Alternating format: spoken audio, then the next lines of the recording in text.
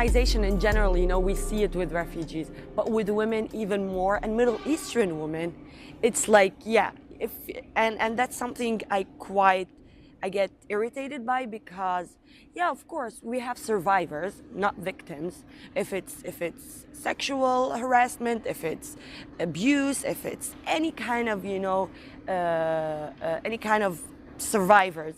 But then when you see them in the media, they're helpless, poor ladies who we should just pity, you know. They can't do anything else, and that's not true, you know.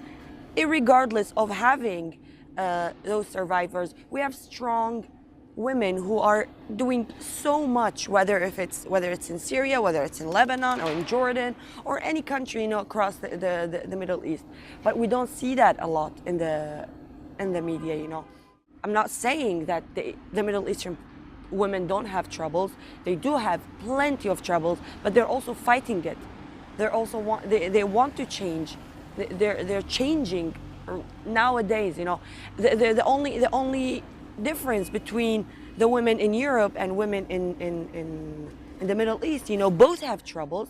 The European woman is fighting for the wage gaps, but the Middle Eastern woman is fighting for not to be killed, not to be harassed in the street. You know, it's different problems, but both are not victims. Both are fighters, and I like to see that more in the media, because these are the facts. This is the reality of the situation. As a woman who is from the Middle East, you know, we have a lot of survivors and we have a lot of fighters who are changing our realities every single day, and they're still fighting for it.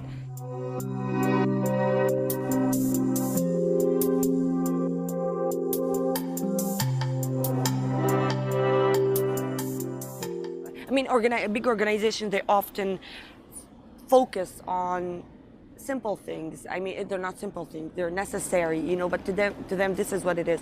Aid, you know, providing aid, providing education, which is wonderful, perfect, you know, and they're doing it somewhat also in a very good way. But when it comes to, there's no communication, you know, again, self-representation.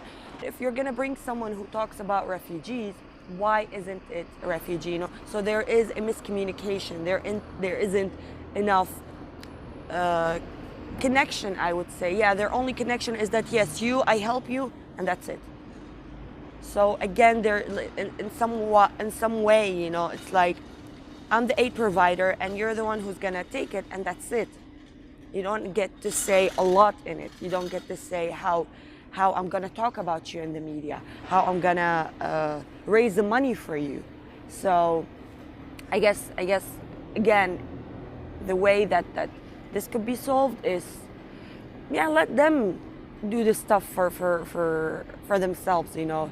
And it's not like there aren't enough refugees in this world, or they're not good enough for them, or whatever, you know.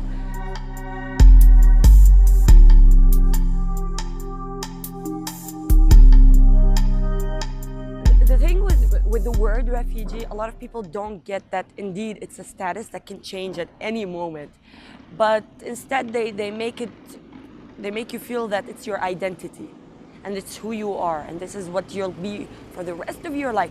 And I don't have a problem with the word refugees, but with the stigma that comes around it, with those like bubble of words that like circles around the word refugee. So a victim, a horrible person, a terrorist, not like us, different food, which is something true, different language, a stranger I should be afraid of, or something I should pity, I should feel bad for.